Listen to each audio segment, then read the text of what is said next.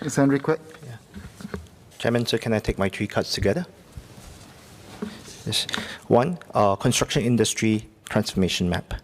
There's an urgent need to reorganize the entire built sector, which is facing a large number of simultaneous challenges, namely the changing nature of demand of the built sector in the post-COVID world, uncertainty in future source availability and cost of both skilled and unskilled workers in the sector, foreign workers in the sector, the challenge of encouraging Singaporeans to come into the sector even as more jobs in the construction sectors are more skill-based and working conditions have improved. The need to drive productivity through prefab, digitization and capital-intensive technology. The need to rebuild and remake our buildings, not just new but also current buildings, to factor in new green standards. And last of all, coping with the current industry cyclical downturn.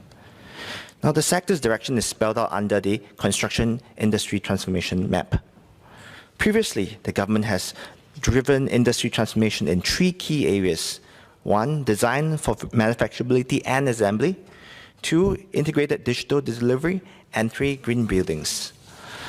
Moving forward, what are the government plans to encourage industry transformation in these 3 areas, and are there any other areas of transformation that MND is looking for?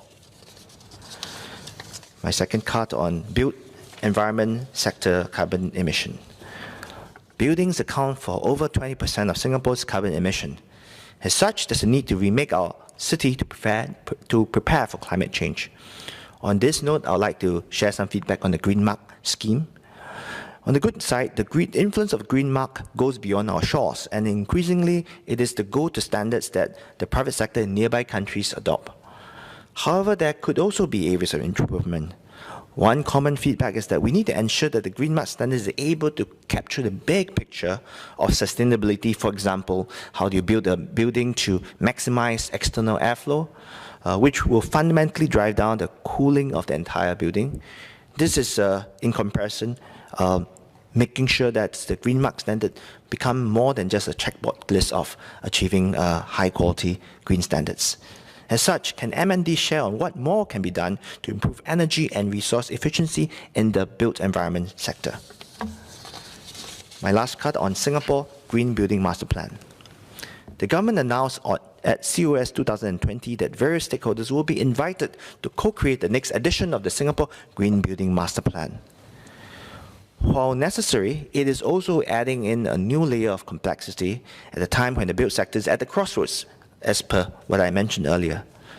The built sector has to juggle foreign and local manpower shortages, industry transformation, changing demand, and industry downturn. So, while many in the built sector whom I spoke to welcome the challenge, it is also important that we strike the right balance by consulting as many stakeholders in the built sector. As such, can I get MND to share on the progress made on the Green Master Plan?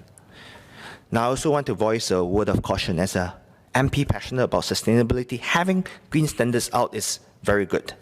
But we must leave sufficient room for added inputs to factor in the rapidly changing Singapore built industry landscape, as well as the post-COVID needs, so that our new Green Building Master Plan can remain as relevant as possible. Thank you.